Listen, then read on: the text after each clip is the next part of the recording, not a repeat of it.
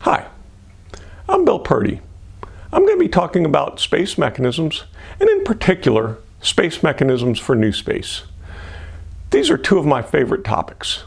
I've been working on space mechanisms for my entire career, and I really enjoy that. They're fascinating, great stuff to work on. And space is great. We do great things with space. NewSpace is driving huge amounts of cost out of the business of doing space. This means that we will be able to do even much better things with space because it's more affordable. This is why I'm proud to be part of the NewSpace revolution.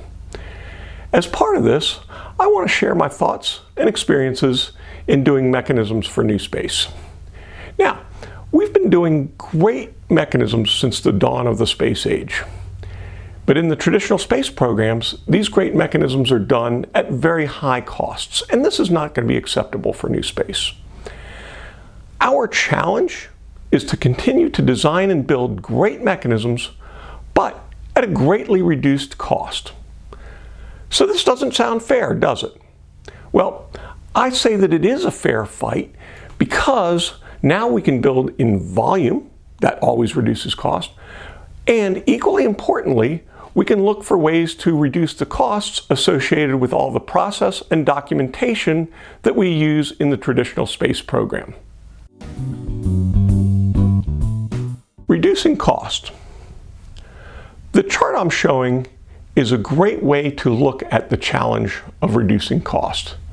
And this chart really applies not just to space mechanisms, but to any manufactured product. And if you look at the chart, the dashed blue line shows the incurred costs, the money we actually spend through the life cycle of a program. And you see that these costs are very low through all the design and development phases, and then very high during the production. Makes sense? The most important thing, and where we need to focus our attention, is the red line. What the red line shows is that 60% of the costs are dictated simply by the choice of the architecture.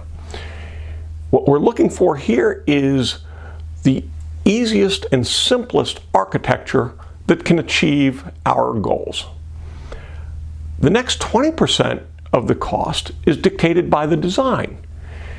If we come up with a design that's complex, has lots of parts, lots of moving pieces, is very difficult to manufacture, that's going to drive a lot of cost into the production cycle of these difficult to manufacture mechanisms. So, if you take one thing out of this talk, please take this point. 80% of the total life cycle cost is dictated by the concept architecture plus the design. Now, I'm going to walk through the mechanism's life cycle and talk about each step and what I've learned about doing mechanisms for NewSpace. All requirements are golden. Let me say this again. All requirements are golden. What does that mean? What I mean by that is like the golden rule. Once we write a requirement, it's very hard to change. And every single requirement needs a lot of gold to fulfill it. I'll illustrate with an example. A while back, I was lead system engineer for a weather instrument, and I was working with another system engineer. She was very good, and we were working on the top level performance spec. And I felt like she was writing more requirements than were really needed.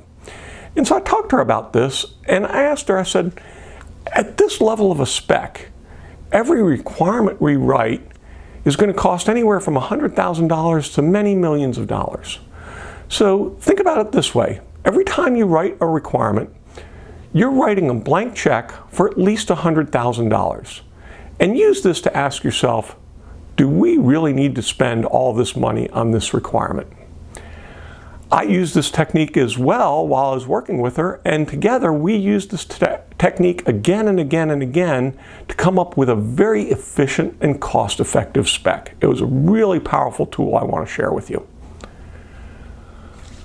I think it's very important that a mechanism customer and a mechanism provider realize they need to work together as a team on the requirements.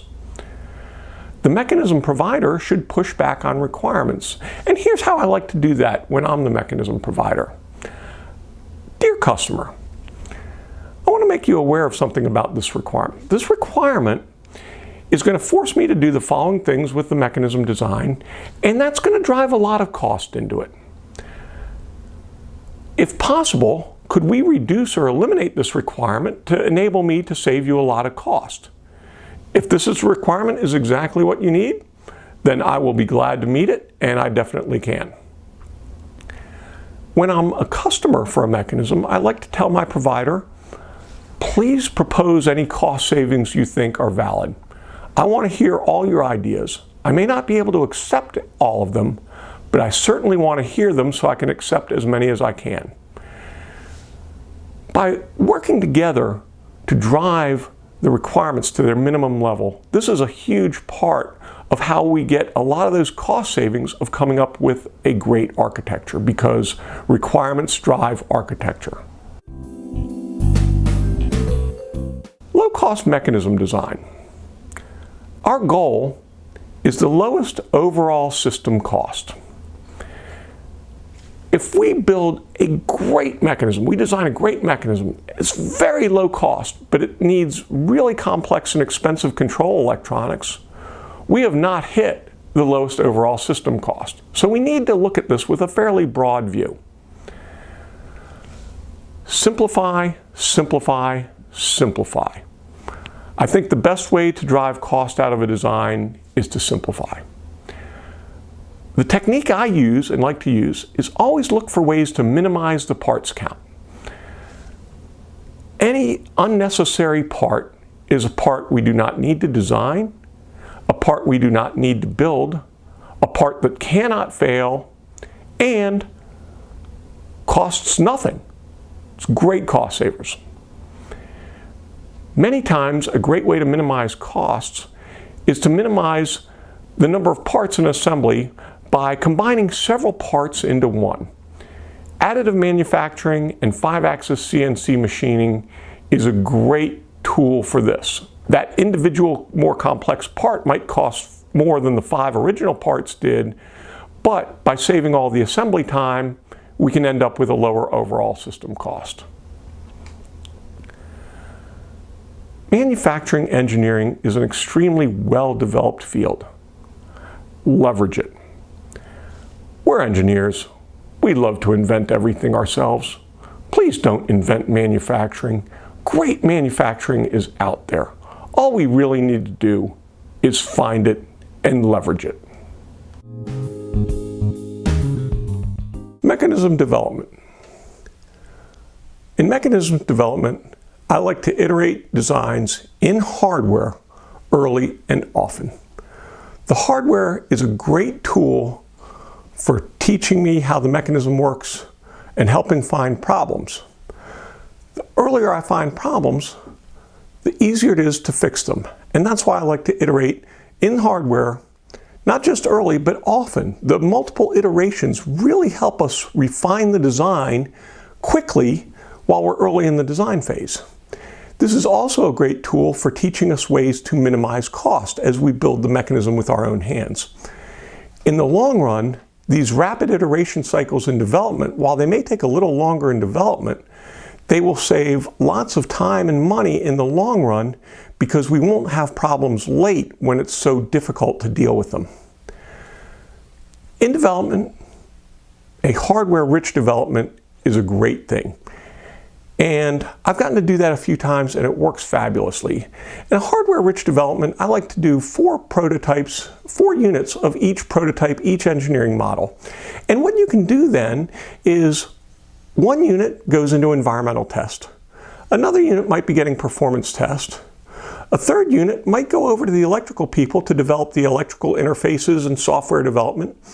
And you build a 4th unit too, and you hold that one in reserve to respond to surprises, help you troubleshoot problems, or to enable you to do that one test that you never even thought of when you started the development cycle.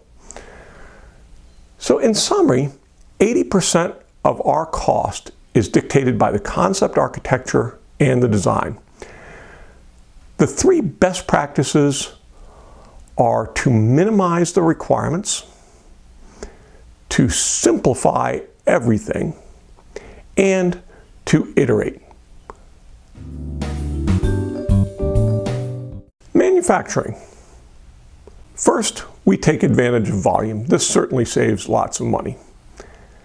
Manufacturing excellence is available to leverage.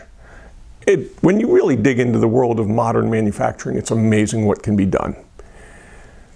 It's important to work closely with your manufacturing vendors to optimize. A lot of times when you've got a preliminary design, it's great to go to your manufacturers and say, here's my preliminary design. Tell me how to improve this to make it easier to manufacture. The manufacturers love to give this feedback, and it's very educational for you to improve your design.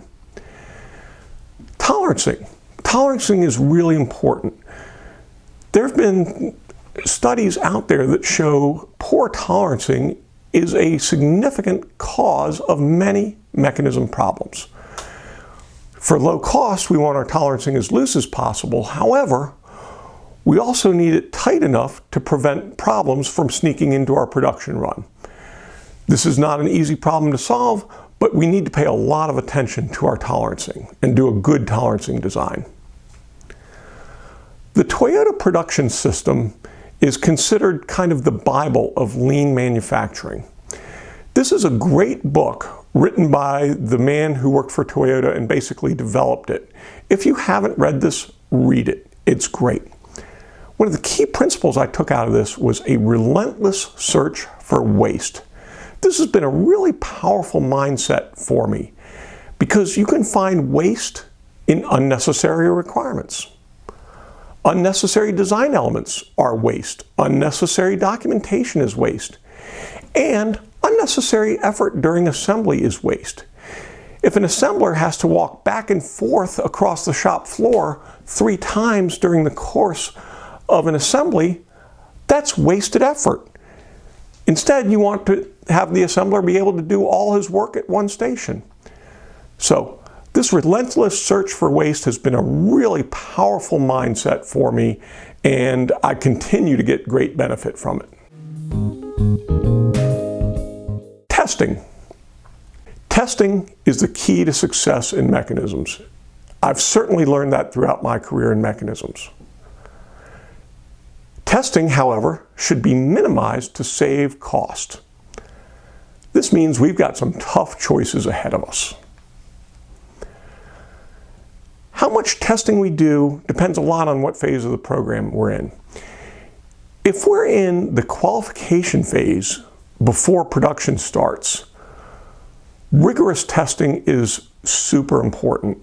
And that's because we need to identify all our problems and prove that our design and manufacturing processes work before we enter production, because if we find either a design or a manufacturing problem deep in production, we are now in a cost and schedule nightmare. So this rigorous qualification testing prior to production is crucial for avoiding these problems. Acceptance testing. A couple key aspects of acceptance testing of each and every mechanism are key for me. One, I think it's really important to prove that each and every mechanism is performing right and is performing in family with our experience. The second thing we want our testing to prove is that every mechanism has been built right. Environmental testing of every single mechanism, this is usually done in traditional space, but it's very, very expensive. And I think if we meet those first 2 criteria, that we can turn the environmental testing either much simpler or into something we do on a sampling basis. In a long production run, it's very important to do periodic sampling with more stringent testing, lot sampling testing, lot acceptance testing, because we want to verify that problems aren't creeping into our manufacturing process. And a thorough test of 1 or 2 mechanisms gives a lot of confidence that last month's batch of mechanisms are all good. Mission assurance and quality assurance. Documentation of quality is very comforting. A document that says, I've got this done right, makes me feel good. That document is also very expensive. In traditional space, we do an awful lot of documentation to validate quality and mission assurance. Some of this documentation is very important, but not all. I'm not going to provide a recipe for how to do mission assurance and quality assurance. It's not that simple. The way I am going to talk about looking at it is questions we can ask. Does this document or inspection prevent some problem that would otherwise not be preventable? If so, it's clearly very important and we need it. How about this? If this inspection is done but not documented, is that okay? It can be as simple as an assembler fit checking one part to another on the shop floor while they're doing the build. And will a test later catch the flaw that this inspection would have stopped, and is that acceptable? There are no easy answers here, but we must manage our mission assurance costs. We need the mission assurance, we need the testing to make sure that each and every one of our NewSpace mechanisms, when it's on that rocket, it needs to work. It needs to be low cost, but in flight, we need it to work. Good reliability is still mandatory. There is a lot of automation out in the manufacturing world for us to leverage. Parts cleaning can be automated. Inspection can be automated very well at low precision and at high precision. You can have automated CMMs that do really precise inspection with very little operator input, and they produce an automated electronic PDF report. Great tool to leverage. Harness testing is another example. We need to check all our pinouts, shorts to ground, installation resistance, things like that.